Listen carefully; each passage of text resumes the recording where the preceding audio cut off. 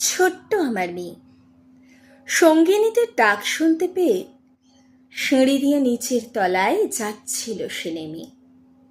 অন্ধকারে ভয়ে ভয়ে থেমে থেমে হাতে ছিল প্রদীপখানি, আঁচল দিয়ে আড়াল করেই চলছিল সাবধানী। আমি ছিলাম ছাতে, তারায় ভরা চৈত্র মাসের রাতে। হঠাৎ মেয়ের কান্না শুনে উঠে দেখতে গেলেম ছুটে।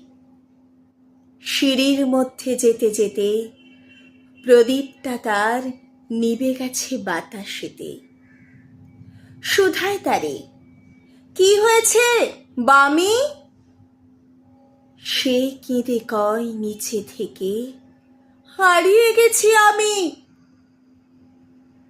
তারায় ভরা চৈত্র মাসের রাতে ফিরে গিয়ে ছাদে মনে হলো আকাশ পানে চেয়ে আমার বামের মতোই যেন অমনি কে এক মেয়ে। নীলাম্বরের আঁচল খানি ঘিরে দীপশিখাটি বাঁচিয়ে একা চলছে ধীরে ধীরে।